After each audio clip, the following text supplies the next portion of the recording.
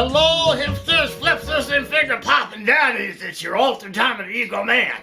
You know, people have been asking for me. You can call me Mr. Ego if you like, and I've been flattered by people that actually miss me. I was down in Newark with my girlfriend there. We were playing pool and hanging out at the swimming pool as well. But anyway, the KH, he doesn't like me to tell these stories, but I have to going to tell you two stories.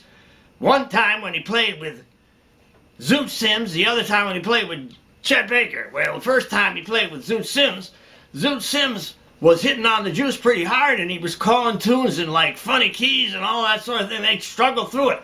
Someone from the audience who knew Zoot actually came up to him and said, "Zoot, you're playing great. How is it you had so many drinks? You're drunk, but you're still playing like phenomenal licks and everything." He says, "How can you play so great?" He says, Zoot said, "Well, I practice drunk, that's why." Anyway, I don't recommend that, or KH doesn't recommend that. Now, the time he played with Chet Baker, Chet Baker came in.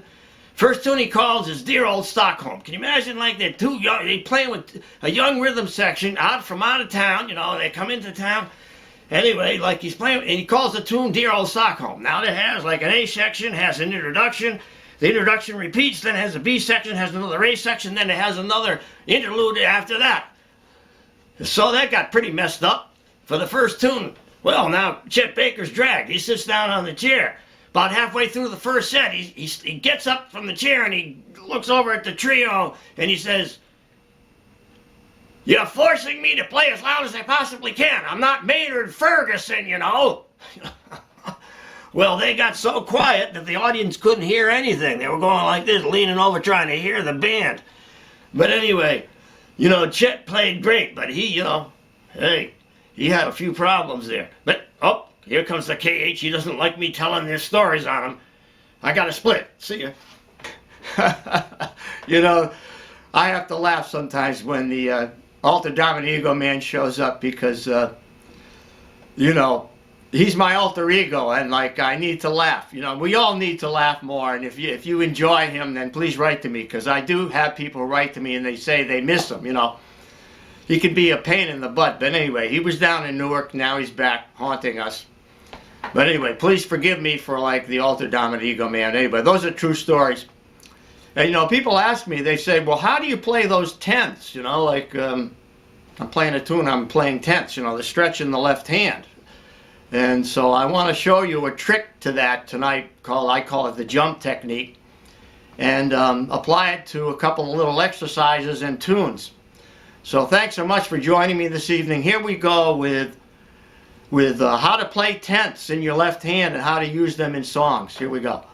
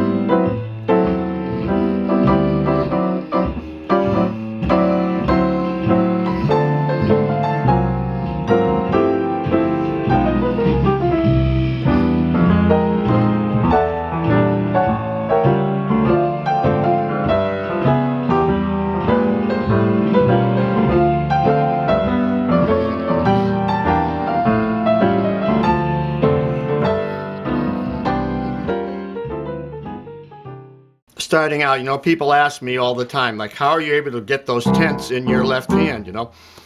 Well, you know, I don't have big hands, and I actually have a deformity here in the right hand, which is called Dupuytren's contracture, where this finger's bent. And so I really can't even play that chord comfortably. You know, it's very difficult to play chords.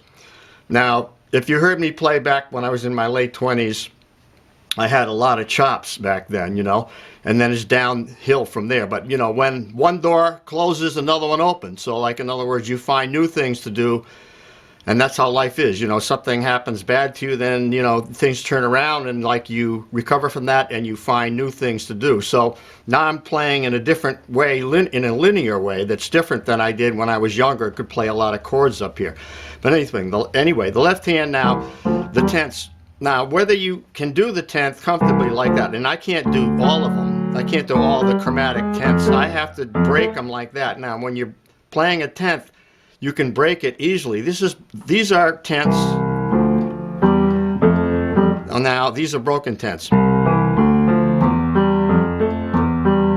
And the broken tenths are just as good if you can play them in a rhythmic manner that sounds good. But anyway, yeah, so the first drill is to play the major scale in tenths, like this, and then descend. So I can pretty much do it on the white notes. If I tried to do it in a different key, it would be like, so it'd be kind of hard for me to do it in that. So I have to break some of them. You see, so you can develop the skill of playing tenths by breaking them that way. And I call it the jump technique, actually. So you're holding the pedal down, right, and holding that note down. Now, to get up here, maybe you can't get up there without releasing that bottom note. But if you're holding it with the pedal, it'll sound through. And that sounds just as good as that, believe me. You know, it's a little later, but it's still good. So now you can even do more with it if you add something here in the index finger, which I will show you. That's a major tenth. Here's a dominant tenth. Here's a tenth with a sixth in it. Here's a tenth with an augmented fifth. Let's put it up here. Here's a major 7/10. That's harder to do because you got to really get a big stretch here. Here's the dominant tenth, which is a little easier. Here's the major 6. Here's the augmented chord, and that one's a little hard. Now, how about the minors? Okay, here's the minor 7th. Here's the minor 6th. That's a little easier. So here's the first drill: is to practice this. Ascending and descending, just on the white notes for now, and then breaking them.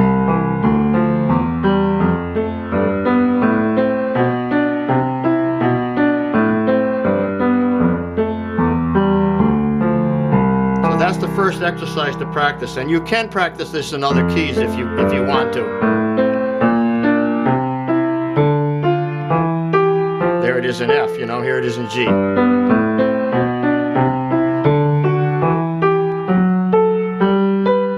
So you can practice it in all the keys if you like. It's a really good exercise, but I think that just practice it on the white notes is enough to begin to get good at it, and then to begin to apply it and use it in a song. Here's a look into my book for the chapter and subject matter that relates to this particular video. It's Spread Voicings, which is chapter 15 of volume 1, and this is lesson 5, Spread Voicings in Tenths. Prior to that, you had spread voicings in 7ths and 3rds. Now you have them in tenths here. You get an example, how to voice them, and then example of a 2-5-1, and then the song Don't Blame Me with all the notes and tenths written out for you, the tenths and 7ths, how to voice them, and so on. So it's very practical that way. It's in a 3-ring binder. Some people like to put it in a spiral binder, but this is very practical because the sheets come out. It lies flat on the music stand, and these come out for easy photocopying.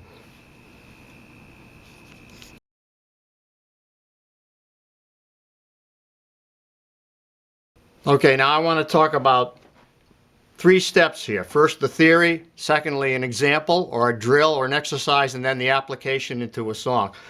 So first thing is the theory. Now, root, fifth, octave, ninth, tenth. You're just counting up the scale. 1, 2, 3, 4, 5, 6, 7, 8, 9, 10. There's your tenth. It's the same as the third, but an octave higher. So that's the major tenth. The minor tenth would be the same as the minor third. So there's a minor tenth. So 8, 9, 10, flat.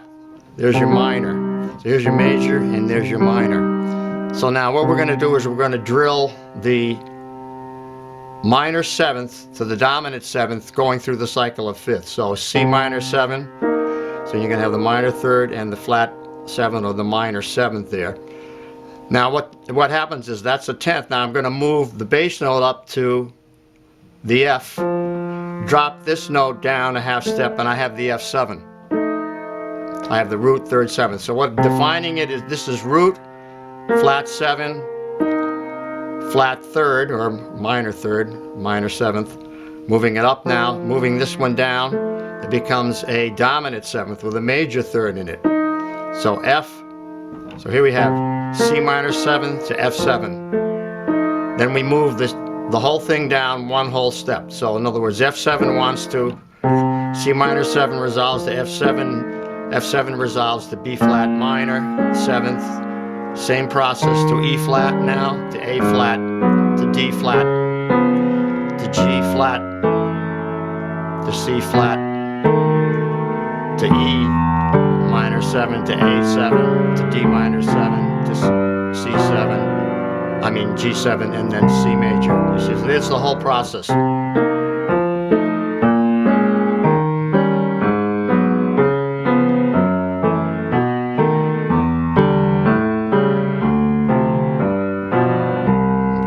Major or minor, doesn't matter. Same thing happens. Now I just went through a whole tone scale. Now you got to do the other ones. You just did half of them. You know, how do I know that? Well, there's 1, there's 2, here's 3, here's 4, here's 5, here's 6, and you're back to 1 again. So like with 6 combinations, you need 12 because there's 12 keys, right? From here to here is 12. 1, 2, 3, 4, 5, 6, 7, 8, 9, 10, 11, 12. Okay. So now we need to go up a half step, the D flat, and go through it this way.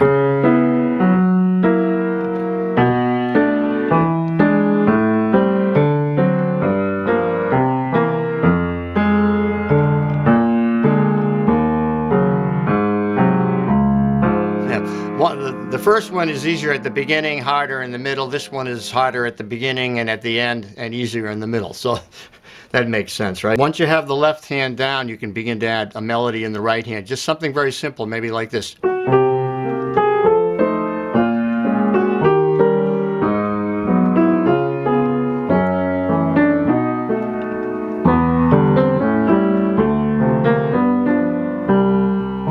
know, like a...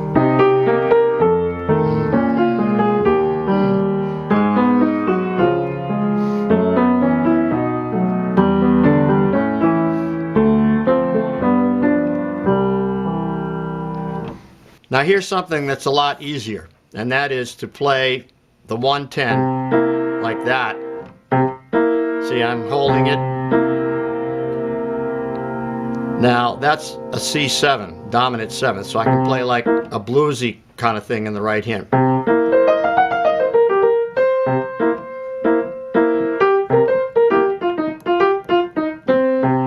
Or down here. Now what I can do is I can go like that, 1, 7, go down a half step, and that's a C diminished. You know. And it's a nice approach tone to the C7 that varies it rather than just staying on the one tonality. See how that sounds? And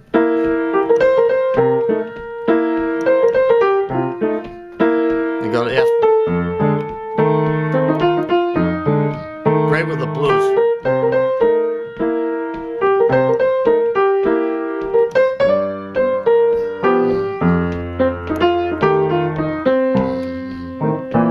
so that...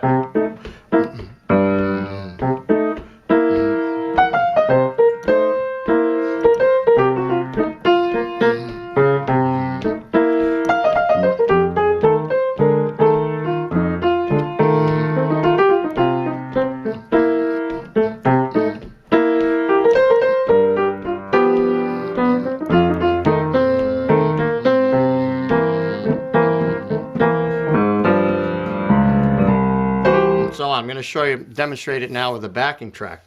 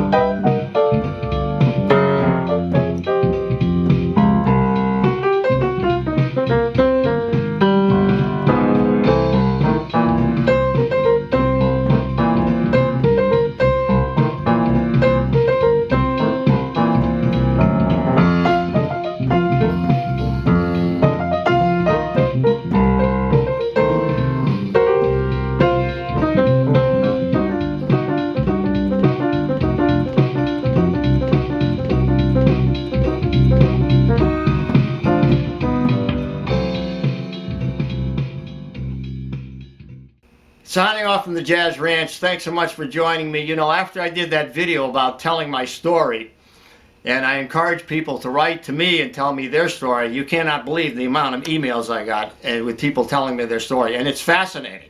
Everybody's life and everybody's story is fascinating. Yours included. But anyway, thanks so much for joining me. Please write to me, you know, send a comment, even if it's one word like cool, man, or like, yeah, man, or like swing loose, whatever it may be. I love to hear from you. Until next time, Hermie Dressel's still up there looking down on us with pity, and he's saying, swing loose, and we'll see you next time around. Bye-bye.